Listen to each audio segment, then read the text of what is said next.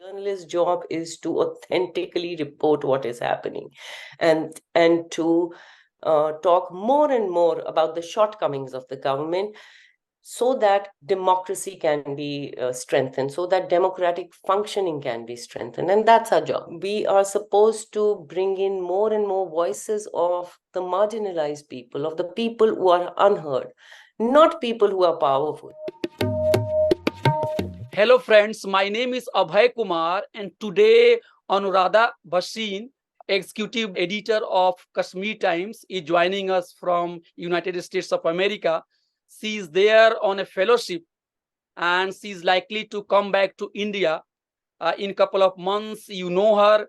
She is a very brave journalist and she even took the matter to Supreme Court when freedom of speech was under attack under this Modi government after abrogations of Article 370. So today we'll be talking with her about media in general, particularly about Kashmir. So madam, what is the situation in Jammu and Kashmir? As you have told me earlier that your newspaper is also not working fully. So what is the situation there in Jammu and Kashmir, and how is your newspaper struggling to come back to its normal life, the Kashmir Times? In Kashmir Times, we were financially badly hit. Plus, there were several cases that they keep fabricating, income tax and all that, and keep you involved and exhausted through these labor cases or income tax cases, which are old and frivolous, but you need to go to the courts every time. And we had to scale down our operation by one, it has come to 1/10 of what it was. We're still printing, yes, the not just the online, but we are also the print edition is coming out, but it's a daily newspaper. But the daily print edition is not coming out, so it's only on some of the days that we are able to do it. And our struggle is not just to bring it back to full circulation, a bigger circulation, and make it daily and regular, but also to improve the quality of reportage, which has taken a beating because of two reasons. One is the financial inability to do so. Number two is the inability of the reporters to report at the ground, because there are immense physical threats that reporters face for doing stories. They are intimidated, they are harassed, they are even jailed. And there is an overwhelming sense of fear across Jammu and Kashmir, particularly in Kashmir Valley, that they do not find enough sources they can speak to. It's not only officials who are unwilling to speak, either out of fear or out of arrogance. Also, ordinary people are unwilling to speak because they fear that there would be a backlash. So, madam, some journalists are still in jail. So, what about their human rights? Definitely. I mean, several journalists have been arrested in the last couple of years, and I would say that it was always a challenge even before 2019.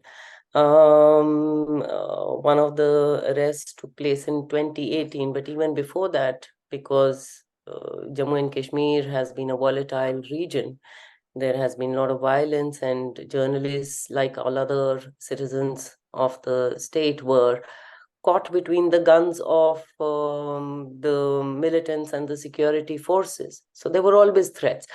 But after 2019, these have become more stringent, more systemic, and it's the state that is actually cracking down on the journalists, the state which should be protecting constitutionally, as it is mandated for them to do, that to protect the rights of the citizens to freely speak, for the free press to continue its work. And they are the ones who are cracking down on it. Several journalists have been arrested, and I think the four, and some of them were released, but four of them continue to be jailed, and they have been slapped with the most draconian and stringent provisions of anti-terror laws in some of the cases. And that's extremely worrying because these cases are being used to deny them bail and to deny them due process of law. I mean, you say the due process of law will take its own course. The cases are going on in the court on all these four cases. But every time that the court grants them bail, the state slaps a new charge, a new case against them. So repeated cases against the same journalists and several cases makes it extremely difficult for them to fight multiple fronts. Freedom of speech is part of our fundamental rights, and without fundamental rights, no democracy can survive. And you have taken this matter to court also. Internet services were disrupted and journalists were harassed, and situation is not at all conducive for the journalist. You have also given example of your own newspaper also. I remember your piece in New York Times also, where you have just how the staff was chased away from the office. So why body like judiciary, they are not taking up this issue seriously? What has happened is under a very look, India calls itself the largest democracy, but look at how we are faring internationally and on the democratic index, the World Freedom Press Index. We are ranking among 161. the 161, and that's just about 18 or 19 positions away from North Korea. That's not a very happy situation, and that's a telling comment on where we are heading. VDEM has even called us an authoritarian regime. Yeah.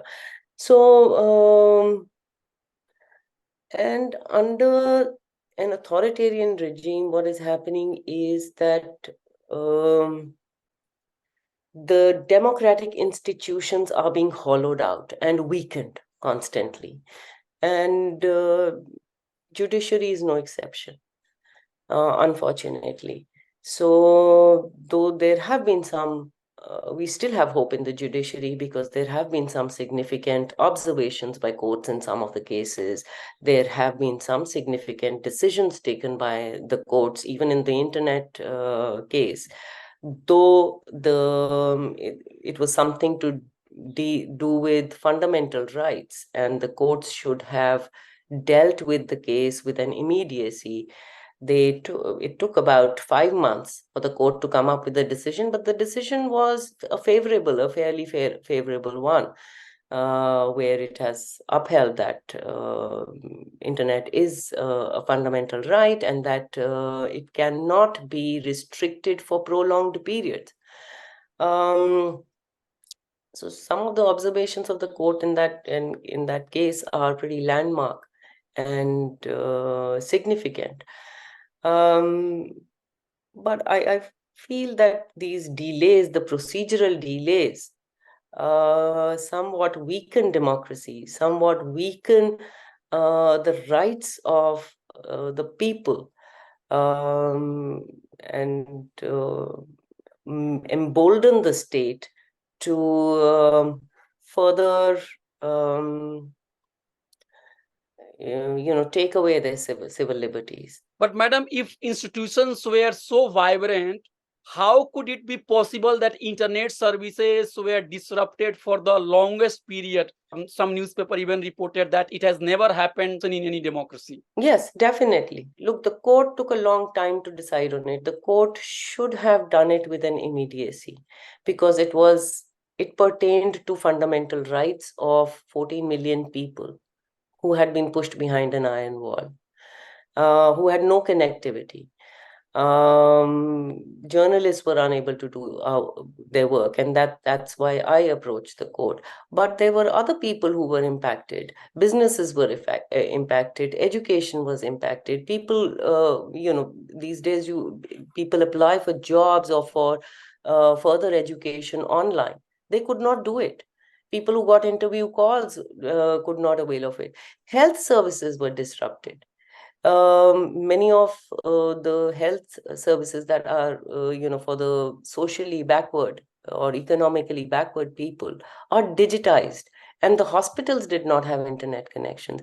The doctors who wanted to take advice from experts outside Kashmir could not do so because there was no internet connectivity. So everything was pretty much disrupted, and it wasn't just internet. Even the phones were not working for several months, including landline phones. People could not even call if somebody was ill. They could not call anybody from, call for an ambulance or seek doctor's advice on phone, which many people sometimes do. This was extremely it was a pressing emergency, which the courts should have intervened maybe on their own without somebody having to plead the court. But they took their own time. The good thing is that after that verdict, it has set a precedent, at least as of now. You have worked as a journalist for 3 decades in one of the troubled regions where security is very tight. So as a journalist, how difficult it is to work there in that situation where journalists may be arrested, there may be a threat to journalists' life also. How is it difficult to work in Kashmir, and how is it easy for somebody to work in, let's say, in Delhi and some other? The situation in Jammu and Kashmir was never easy. It was always very, very challenging. Even before militancy started, I wasn't working at that time, so I won't. So I can. I won't be talking about that. But after my entry into journalism coincided when, 1990. yeah, when insurgency started, and ever since it was a challenge. It has been a physical threat. Um, because the militants, and there were a lot of militants in the 90s. There were different militant groups, and all of them had different demands, and sometimes contradictory demands. And if you gave some if you reported about some statement of one organization, the other would be angry with you. If you wrote about some incident, or the security forces could come down cracking on you. If you wrote about some other incident, militants would be unhappy with that. So everybody wanted just their own version of the story, and all of them had guns. Even at that time, journalists continued to do their work. It was impacted. I mean, in Kashmir Valley, there were newspapers that even went out without did away with editorial comment for several years. But the I would say, even though democracy in Jammu and Kashmir has been always observed in breach, but despite that, the state existed. Some face of the state existed, and it was a bit responsive. So there was always an interface between the journalists and the state at some level. If something wrong happened, at least their journalists could get together, talk to different states, take up the issue with the state. It may not always work, but there was an interface. It did make a difference. Today, you have no communication between journalists and the state. Even solidarity organizations or bodies like the Kashmir Press Club have been completely disrupted and shut down. So it's very difficult to, one, get journalists together to speak on an issue. It is even more difficult to speak to the government about it. We have several issues. We have several concerns. We have concerns about how we can get information about the. It's just that the state today is cracking down, and the state is trying to create a narrative that journalism should only be about amplifying achievements of the government, and that's not the journalist's job. Journalist's job is to authentically report what is happening, and to talk more and more about the shortcomings of the government, so that democracy can be strengthened, so that democratic functioning can be strengthened, and that's our job. We are supposed to bring in more and more voices of the marginalized people, of the people who are unheard, not people who are powerful. And unfortunately, the state seems to have got it is twisting the whole definition of journalism on its and turning it on its head. So there is it makes it absolutely impossible for journalism to survive in that kind of a scenario. If I could summarize your argument, you would like to say that earlier, before 2019, there were difficulties, but still journalists have some autonomy to write about the issues. But after 2019, now journalists have to follow the commands of the establishment. Am I right? Yes, somewhat you could say that, yeah. But recently, there has been a claim made by the establishment that after 2019, journalists were allowed to write. There was complete freedom of expression. So that contradicts your position. Well, I mean, if you start from 2019 itself, first there's an internet shutdown. There no phones were working. How were journalists expected to work? I was sitting in Jammu. I had no connection with my reporters in Srinagar, much less the rural districts of Kashmir Valley or of the other Muslim majority pockets of Jammu region like Rajouri, Poonch, or Doda. And we didn't know whether our own staffers were safe. We didn't know what was happening to other people. We had no communication, no information at all. And even within few days, the government set up this media facilitation center. One, it is humiliating for the journalists to work out of their offices, working out from a small shack, which was almost inhuman. It was a small shack with about 3 computers, 150 to 200 journalists jostling for space, and all you could get is 15 minutes to sit behind a computer, browse news, look for information, and disseminate information at the same time. It's impossible. And also, your freedom might be taken away, because when you are walking in your office, you feel free, you feel at home to write. And if you are your entire work was under surveillance, it was a government setup area, so it induced a lot of fear. Other than that, there were restrictions on the roads. There were a lot of barricades put up at various places. It wasn't an announced curfew, but there were curfew-like situations. People were discouraged from moving into certain areas, and they had to take, and because of barricades, they had to take longer routes to reach certain areas, which becomes more and more intimidating. Journalists had no access to officials. The officials were unwilling to speak. The officials had phones, but the journalists did not have phones to reach them to. And it's extremely difficult in today's world to physically reach out to everybody to get a story. In the last few decades, we have become more and more reliant on the digital tools for working, and it has made our working better. It's extremely difficult, to go back into a stone age and start working. again, with the same set of tools and completely under government surveillance. Your whole work is being watched. So and even after the internet connectivity was restored, there were cases, and this is pretty well documented, that journalists were being summoned and harassed, summoned to police stations and interrogated as if they were criminals for the work that they were doing.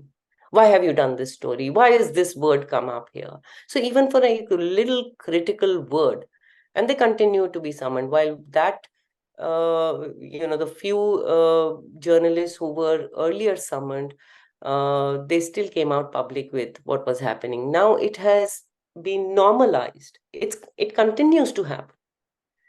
And gradually in 4 years, it has completely silenced journalists.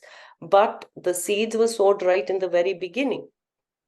Then local newspapers, which have been reliant on government advertising, and that had been the model of revenue in Jammu and Kashmir, good or bad. But the government completely stops the advertisements of newspapers that are critical of the government, and not just critical of the government. They have to virtually use official handouts and official statements as main leads in their newspapers. And if you look at newspapers, local newspapers, they all look like that. Sometime disruption of internet services has been justified on the ground by the establishment that internet might be used by neighboring country against the security of the nation. I get your point, that these things have been like overemphasized again and again. Well, internet has been used for many, many different purposes. It can be used for any invention has been used for good and bad purposes. Look at the atomic bomb. And come down to internet, because internet is not an atomic bomb in the hands of some powers. It's available to everybody. It is an equalizer at one level, but at the same time, it enables destructive people to use it in a bigger way. So there are people who do it to propagate hate speeches. There are people who do it to spread rumors. There are people who do it for pornography. And there are people who doing it for sexually assaulting women and people of third gender.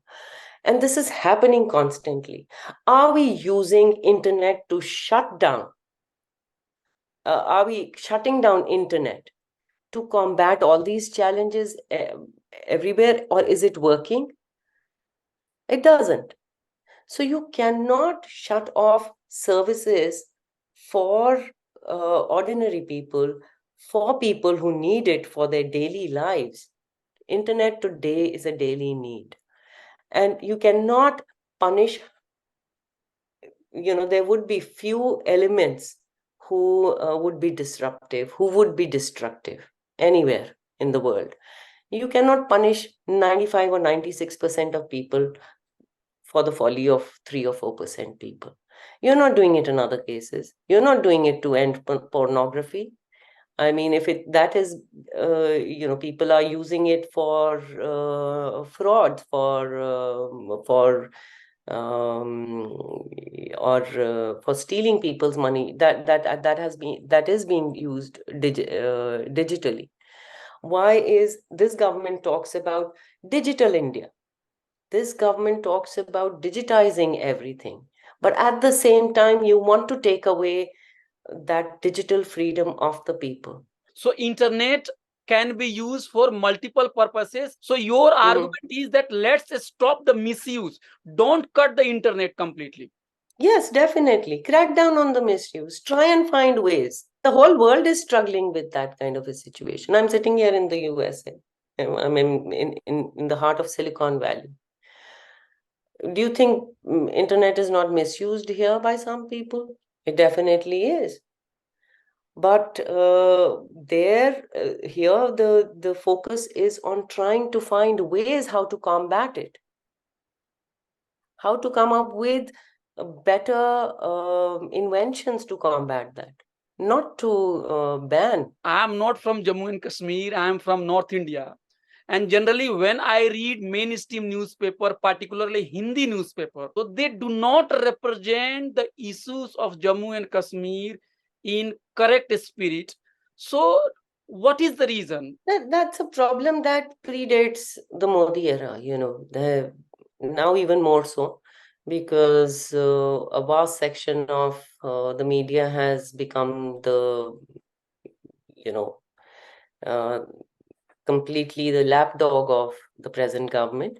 But even before that, when it came to even the most liberal of and free media organizations within India, and some of the best journalists in India, when they came to Kashmir or when they were writing about Kashmir, they tended to see Kashmir from an ultra nationalist perspective, from a security perspective, from a perspective that enabled them to see Jammu and Kashmir only as a territory that belonged to India, minus its people. So its people didn't matter. It was only about security issues. It was only about territory. It was only about ultra nationalism.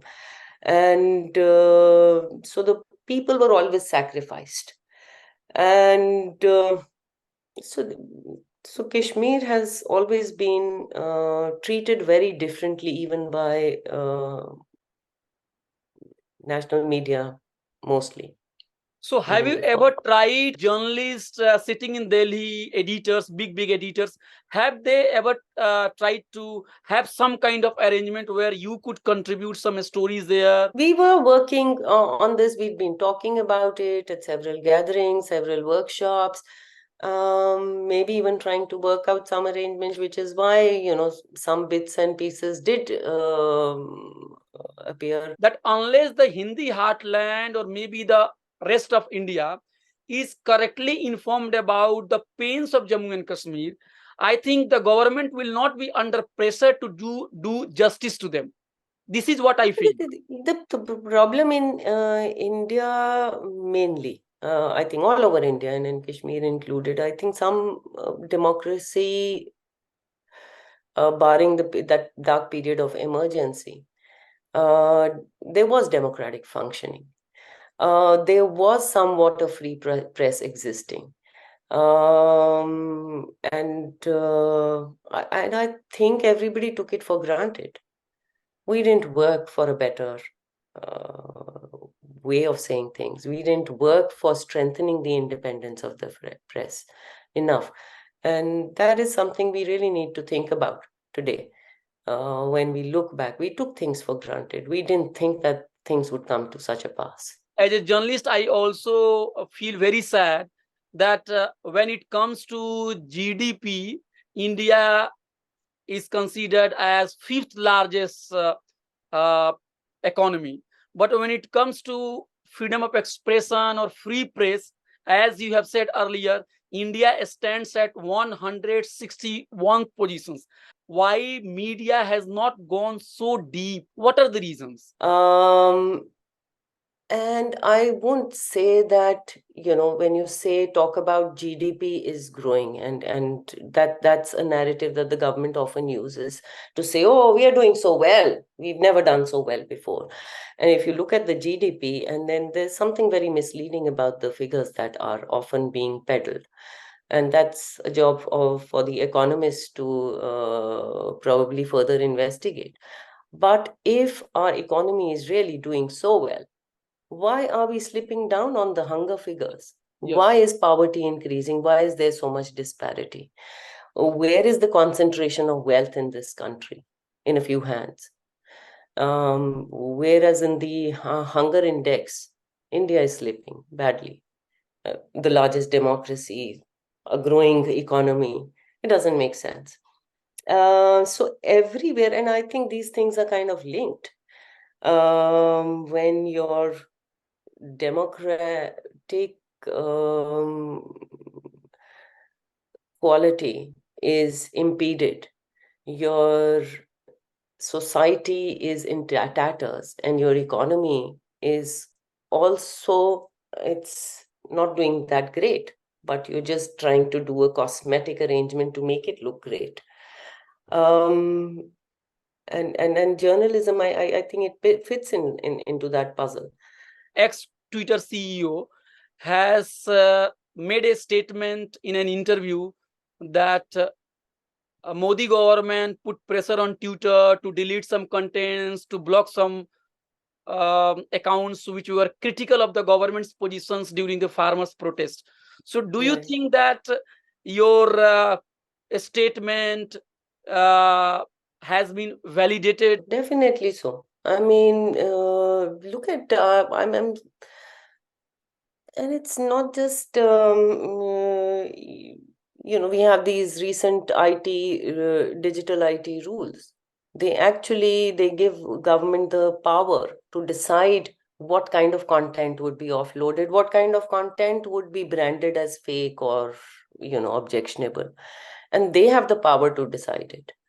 And you obviously know what they will decide because they're sitting as the judge, jury, arbiter of things that may be uncomfortable with the government. And so the government was already doing that even before these IT rules were framed.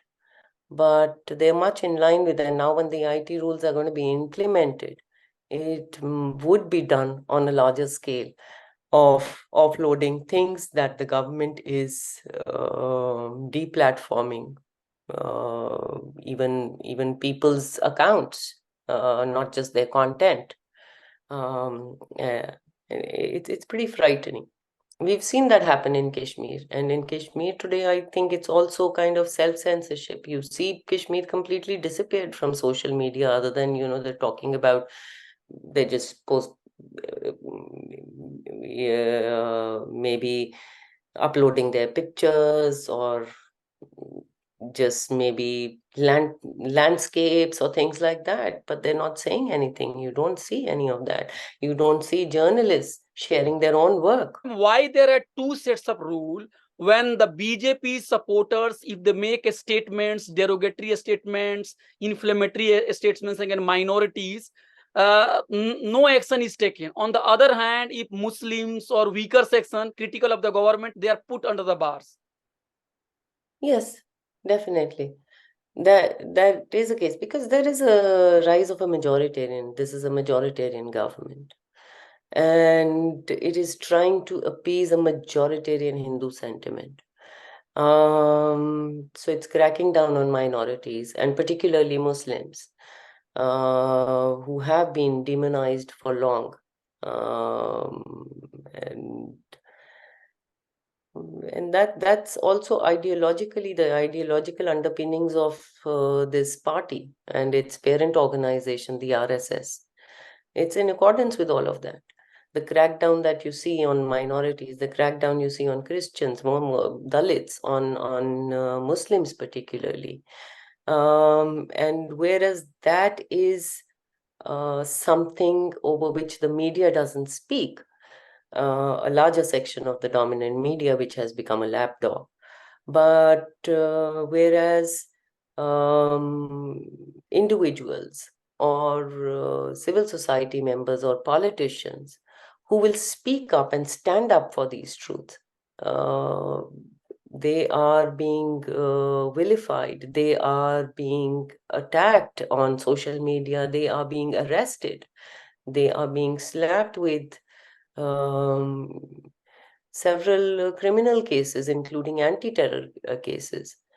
And so that's going to happen because there are ideological underpinnings there. When we look at Indian media, mainstream media, we feel very sad. Not only the mainstream media is supporting the establishment agenda, but it has also turned completely hostile to opposition's party, minorities. On the other hand, the business classes, which have said that they are champion of modernity and development, they are also supporting such kind of reactionary ideologies. What is the way out? I don't know what the way out is, but one of the ways that the authoritarian regimes kind of enlarge their base is to woo all the business people, and the political and the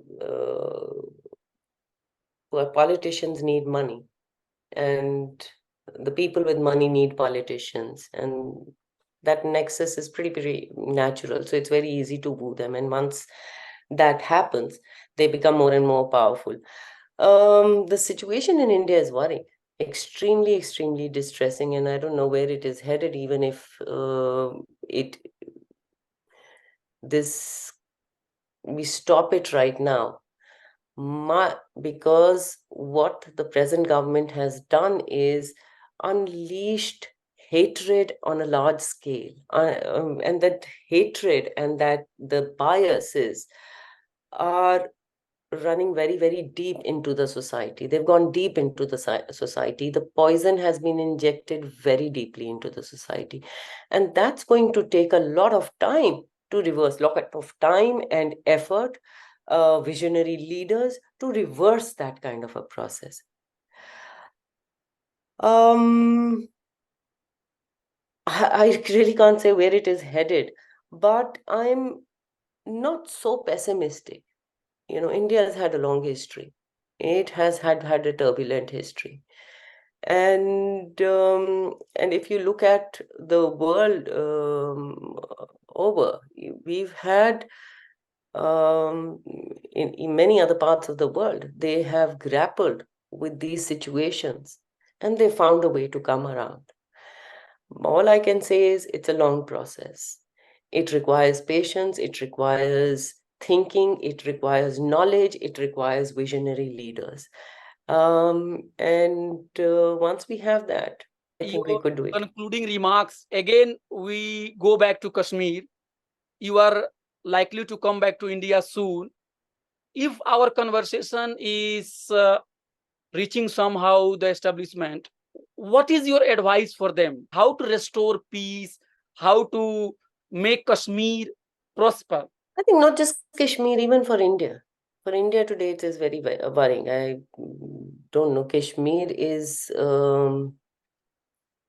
to mend things in Kashmir is even more difficult, because we are dealing with a population, a large section of that population was already very alienated from New Delhi even before Modi.